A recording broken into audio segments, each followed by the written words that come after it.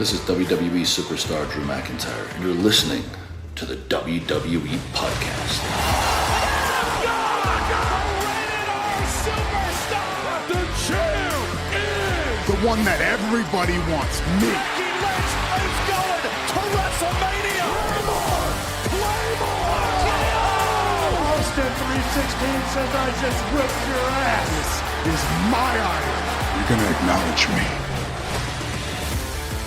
Welcome to the WWE Podcast. It is time for your Monday Night Raw review. It is Tuesday, August 23rd, 2022, and Monday Night Raw, I think, continued to deliver. Monday Night Raw continued to show that just sticking to basics can work.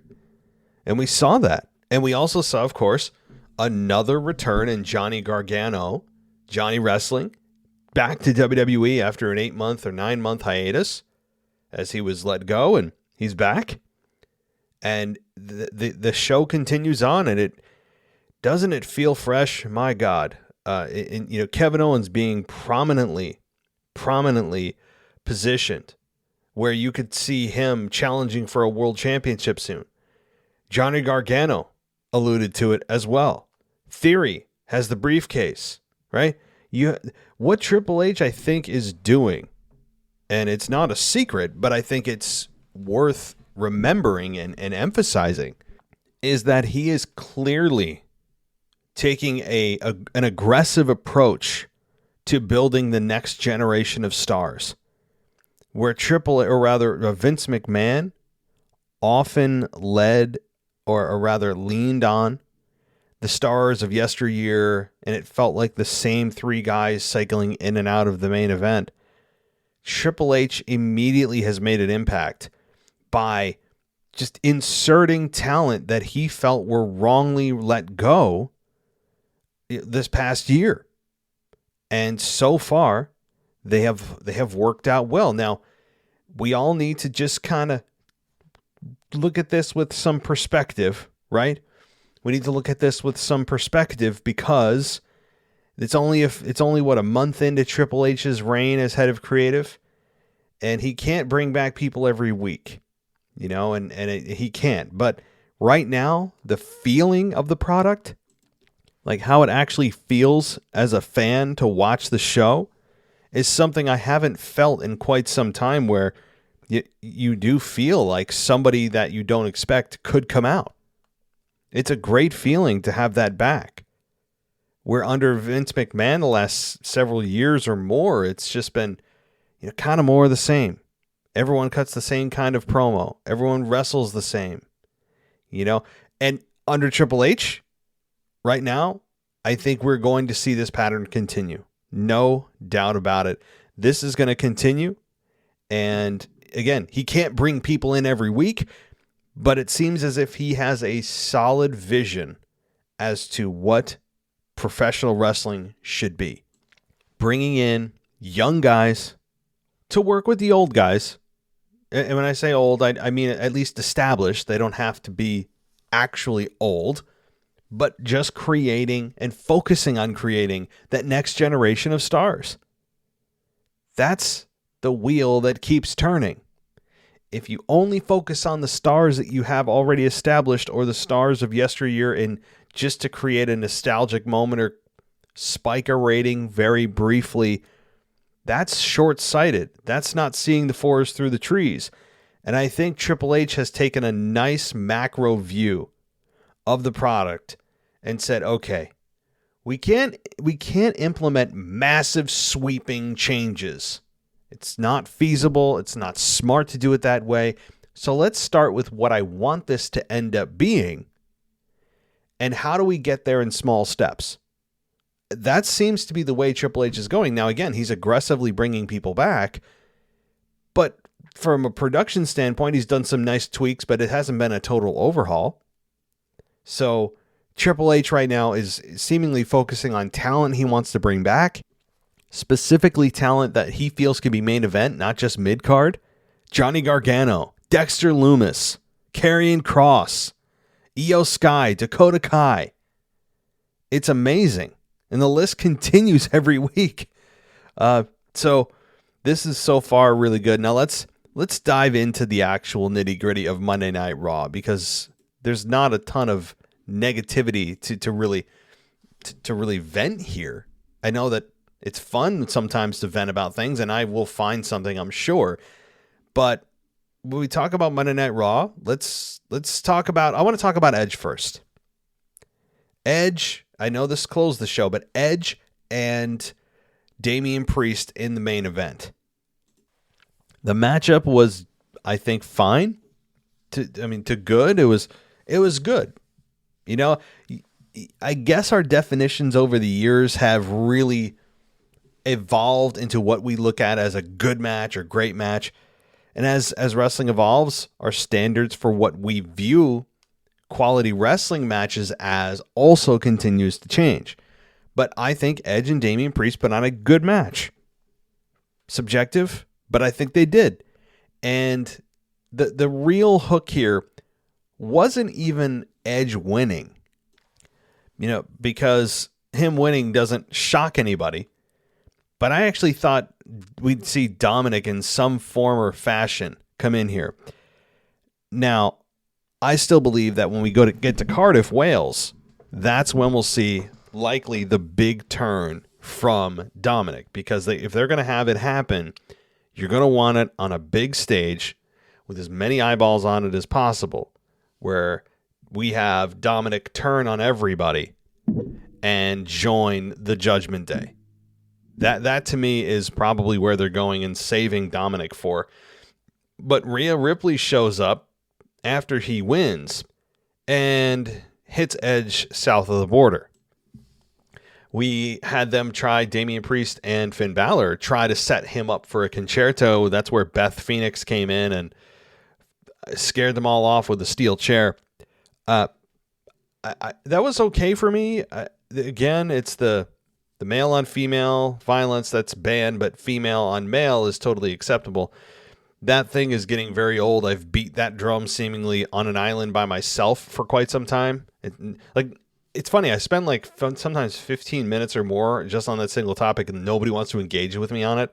I think because either they super disagree with me, or they just feel that it's somehow tied to political ideologies or something. I don't know, but either way, it's just, when you look at it from just a logical standpoint, that the men can't retaliate against the women is just pure nonsense, and it should be nonsense. But anyway, so Rhea Ripley does show face and get pretty good heat from the Toronto audience, and this has really reinvigorated Rhea Ripley's career so far. I mean, she hasn't exactly competed for a championship yet, but having her in a group that's going somewhere right now, and she's the heater right now, she's getting the reaction from the crowd. She's the one right now who has been the difference maker in turning the tide in the favor of the Judgment Day whenever they were down and out.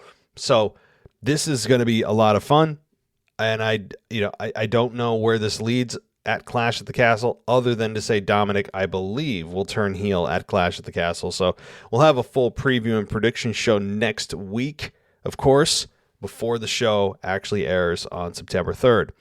So there's that. It was cool to see Beth Phoenix, though. She's always fun to watch, and her emotions at ringside seemed genuine, so that was fun to watch as well. And she's a legit badass woman, and that's her and Edge together are fun to watch. They just are. And there wasn't a whole lot of build to this match, at least not on the Hulu version. I didn't see many promos from Damian or Edge. And again, I could have missed it if they didn't put it on Hulu. But I was waiting for some kind of, some kind of fiery promo from Edge or something. And I didn't get it. But this was all about Edge competing on Monday Night Raw for the first time in the last, 10 years. He hasn't been on Raw anyway, competing.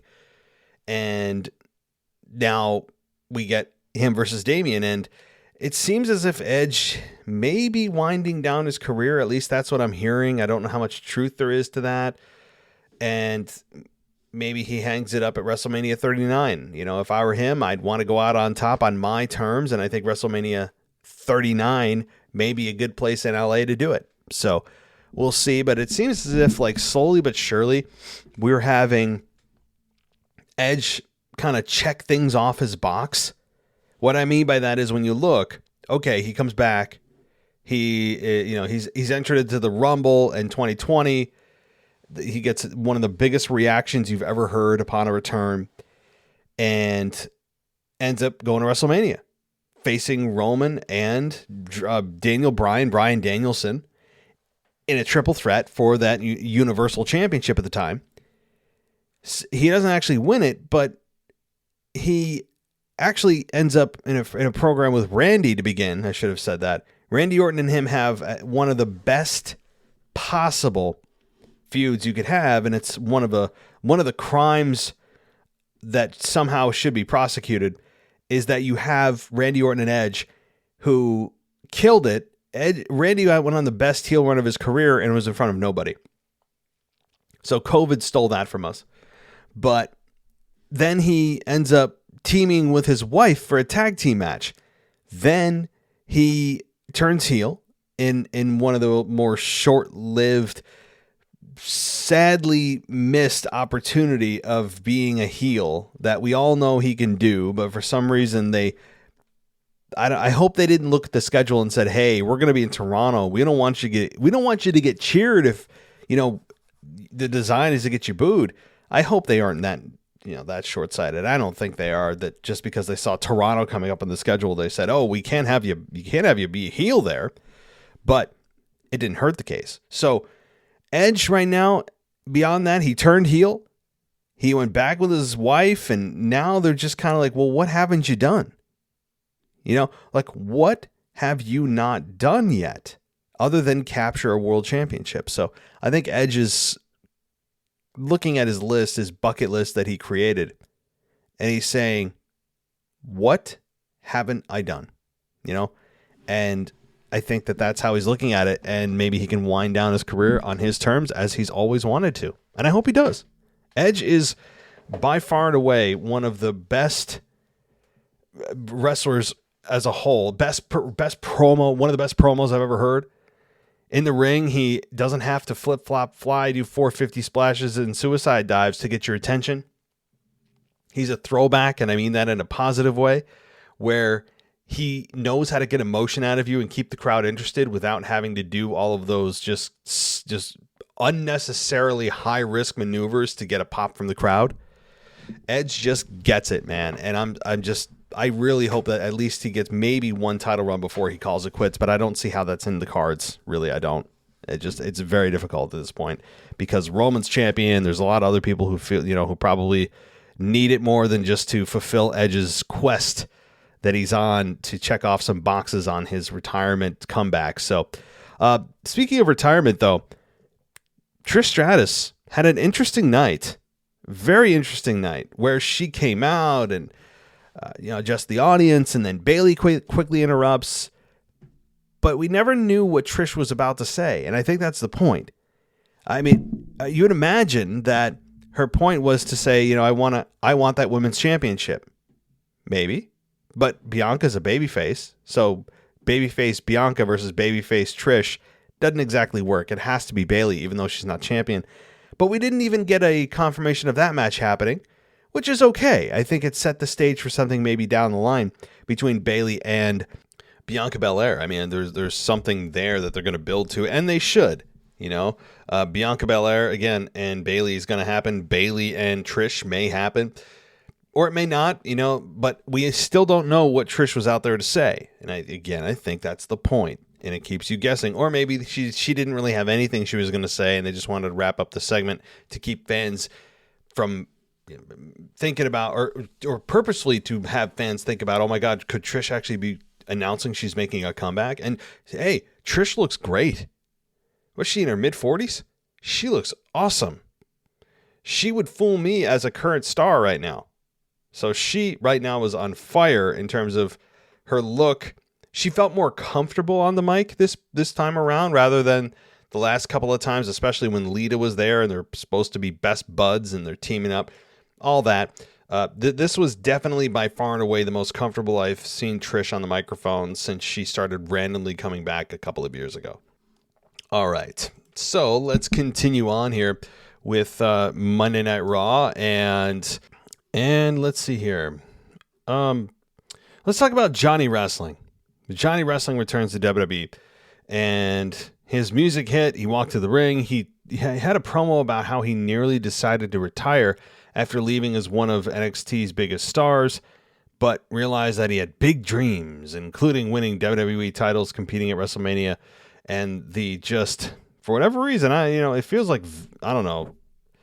This is one thing that is just stomach churning for me that makes me want to gouge my eyes out, or rather, I don't know, maybe I damage my eyes and my ears. But when a babyface has to talk about putting the company over, where it's their dream, they're like since birth, since their mother they pushed them out of the womb, they said, I want to be a WWE superstar. I'll do anything to be there. That's my dream. You can always bet on yourself. Stop. I mean, are people really getting inspiration from this? What's the goal of this? Because it's making, I don't understand the need for it. Babyfaces feel soft when they do this. There's just like certain traits that every babyface for some reason has to have. They have to do what I just said, like put over the company about how it's a dream to be here, and I dreamed about this as a boy or a girl, and I've dreamed, and this is my dream, dream. Like all they do is dream about is WWE, right? And then they always have to be a fighting champion. And they have to not just tell you be a fighting champion, but also just make sure like tell you constantly they're a fighting champion, which I have argued many times is actually a very stupid and nonsensical approach if you're a champion to just give championship matches out for the sake of your own ego.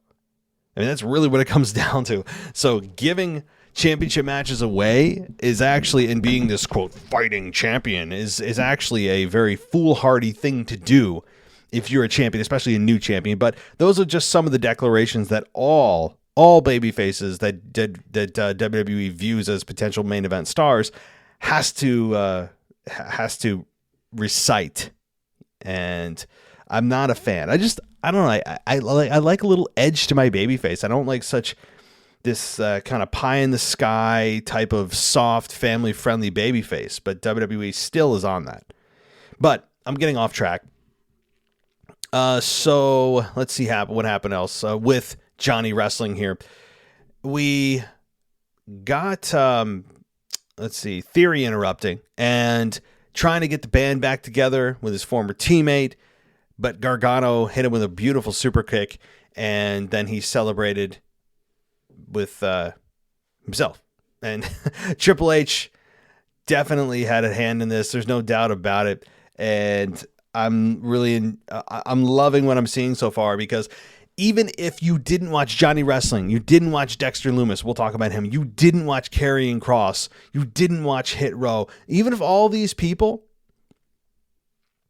are brand new to you, Dakota Kai, Io Sky, you still, you look at them and you're like, man, they've got something. And I think Triple H is willing to invest some time and money and creative and literally time and money into finding out what those things are from people that WWE let go, that Vince, or rather Triple H, felt clearly was not the right decision.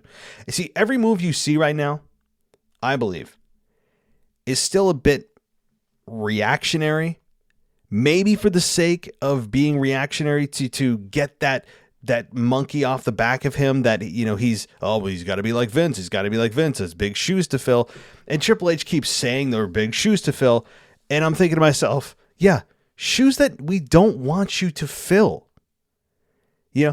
Maybe 15 years ago to even 10 years ago, when Vince was still at the relatively top of his game, there wasn't always great creative decisions, but,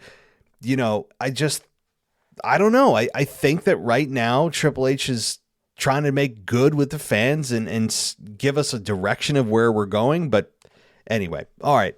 So let's see here. Does that mean Johnny Gargano and Theory are going to collide? I mean, it's very possible. But then again, Dolph Ziggler also super kicked Theory 3 weeks in a row and didn't do anything about it. But we'll see.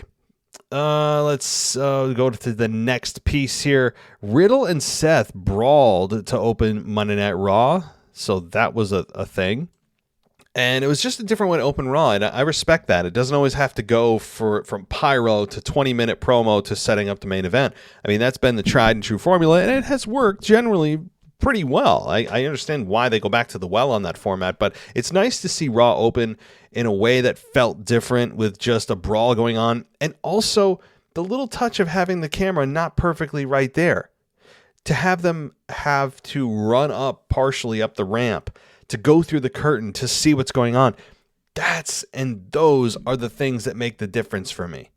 But Ziggler Rollins and Riddle continue to brawl, and they had the pull apart brawl, and that's fine. It's fine. It's overused a bit, but they at least got on the show, and that's really all you can ask for. It's sad, but at least they were on the show. Okay.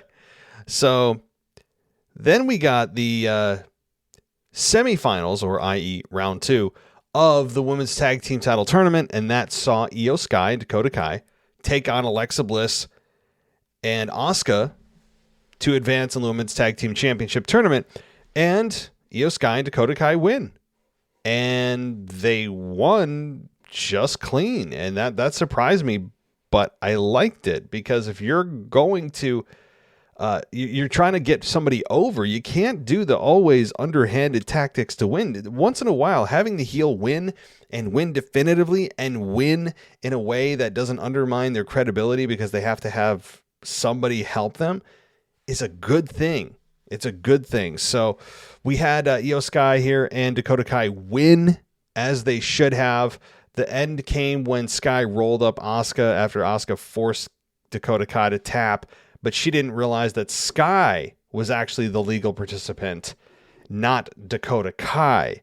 So before the match, we had Bayley, Dakota Kai, and as I said, Sky end up confronting Trish, and we all saw how that went.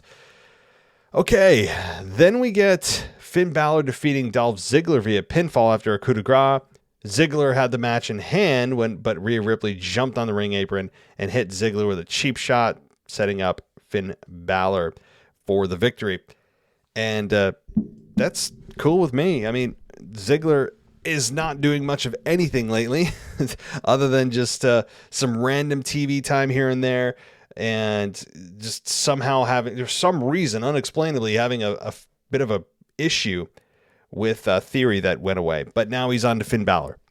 Kevin Owens then defeats Chad Gable. Now, this came when Chad Gable announced an open invitation, like an open challenge for anyone to come to the ring and face him. He's running down Canada, talking about their hockey players, all that stuff, which is going to get massive heat in Canada. In the United States, if they ever tried to get heat, if heat was ever tried to be gotten that way with crapping on our hockey teams, we'd just say, yeah, okay, we know they suck. So, like, it's amazing how big hockey is there, and it's here. It's just not even close. So we got Kevin Owens coming to the rescue as a fellow Canadian, coming out, and really good match here, with a much more competitive match with Chad Gable than I had imagined. I originally thought this was going to be kind of a squash, and it wasn't, which was good. It eats up time, which you need to eat up time in a 3-hour show. It doesn't just bury Gable as this guy that can't handle himself unless he's in a tag team match.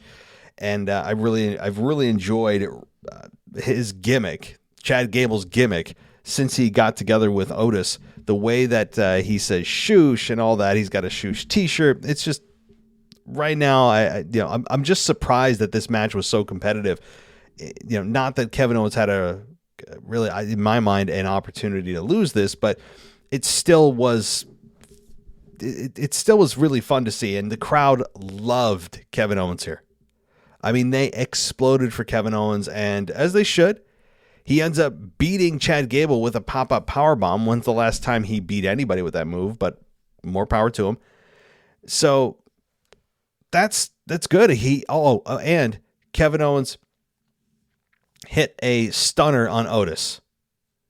And that's pretty much it. And, having Owens powerbomb Gable on top of him. Yep. So I'm reading notes from another website to make sure I don't miss anything. But yeah, so Kevin Owens right now, is he babyface? I mean, I don't know, because is he just being cheered because he's been in Canada the last 2 Monday nights with Montreal and Toronto? I'm not sure. I'm not sure what to make of Kevin Owens as a babyface or a heel now.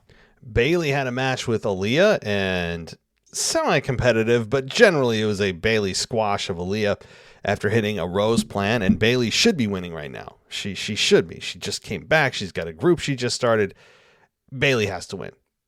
So The Miz and Ciampa versus Bobby Lashley and AJ Styles ended in a no contest because Dexter Lumis appeared in the crowd and kidnapped The Miz and dragged him into, it looked like hell. I mean, he dragged him basically into the basement of the arena, and who knows where he is, but Dexter Lumis is here. Dexter Lumis has arrived, and if you have not heard or seen of Dexter Lumis before, I'd encourage you to go to NXT and watch the work he's done, or just YouTube it, for God's sakes. But God, Dexter Lumis has such a great look.